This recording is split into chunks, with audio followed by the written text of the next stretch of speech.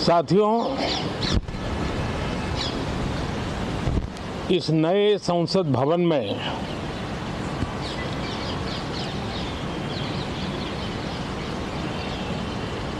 जो पहला सत्र हुआ था, उसके आखिर में इस संसद ने एक बहुत ही गरिमापूर्ण फैसला लिया था और वो फैसला था नारी शक्ति वंदन अधिनियम। और उसके बाद 26 जनवरी को भी हमने देखा किस प्रकार से देश ने कर्तव्य पथ पर नारी शक्ति के सामर्थ्य को, नारी शक्ति के शौर्य को, नारी शक्ति के संकल्प की शक्ति को अनुभव किया। और आज बजट सत्र का आरंभ हो रहा है, तब राष्ट्रपति द्रौपदी मुर्मू जी का मार्गदर्शन और कल निर्मला सीतारमण जी के द्वारा इंटरिम बजट एक प्रकार से ये नारी शक्ति के साक्षात्कार का पर्व है। साथियों, मैं आशा करता हूं कि गत 10 वर्ष में जिसको जो रास्ता सूझा, उस प्रकार से संसद में सबने अपना अपना कार्य किया। लेकिन मैं इतना जरूर कहूंगा कि जिनको आदतन हुड़दंग करने का स्वभाव बन गया है, जो आदतन लोकतांत्रिक मूल्यों का चीरहरण करते हैं, ऐसे सभी माननीय सांसद आज जब आखिरी सत्र में मिल रहे हैं, तब जरूर आत्मनिरीक्षण करेंगे कि 10 साल में उन्होंने क्यों किया।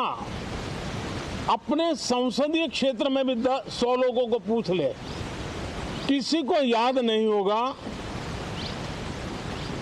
किसी को नाम भी पता नहीं होगा जिन्होंने इतना हुड़दंग हो हल्ला किया होगा।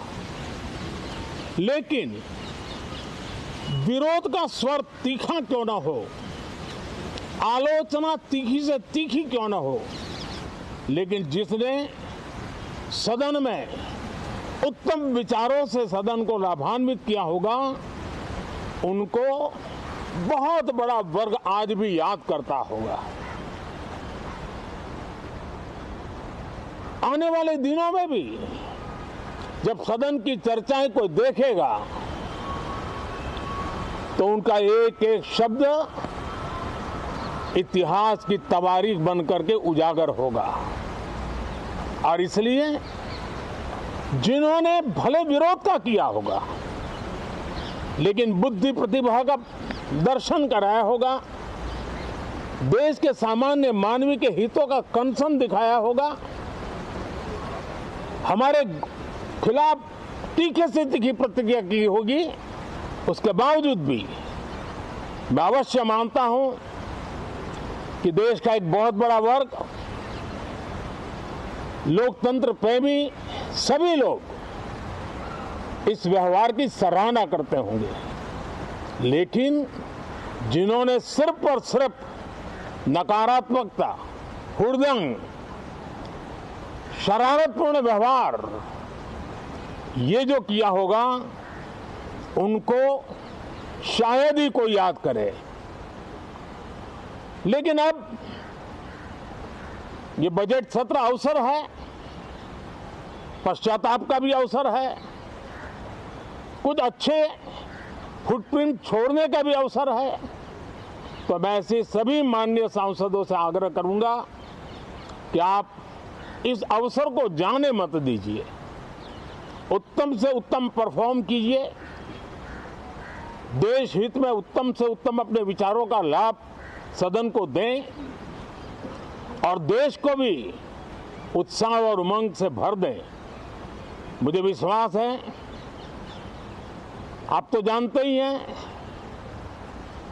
कि जब चुनाव का समय निकट होता है तब आमतौर पर पूर्ण बजट नहीं रखा जाता है। हम भी उसी परंपरा का निर्वाह करते हुए पूर्ण बजट नई सरकार बनने के बाद आपके समक्ष लेकर के आएंगे। इस बार एक दिशा निर्देशक बातें लेकर के देश की वित्त मंत्री निर्मला जी हम सब के सामने कल अपना बजट पेश करने वाली है। साथियों, मुझे विश्वास है कि देश नित्य प्रगति की नई नई ऊंचाइयों को पार करता हुआ आगे बढ़ रहा है। सर्वस्पर्शी विकास हो रहा है, सर्वांगीण विकास हो रहा है, सर्वसमावेशक विकास हो रहा है। ये यात्रा जनता जनार्दन के आशीर्वाद से निरंतर बनी रहेगी। इसी विश्वास के साथ फिर आप सभी को मेरा राम राम। श्रेष्ठ भारत पर खबरों से जुड़े रहने के लिए चैनल को सब्सक्राइब करें, बेल आइकन दबाएं और देखते रहें श्रेष्ठ भारत।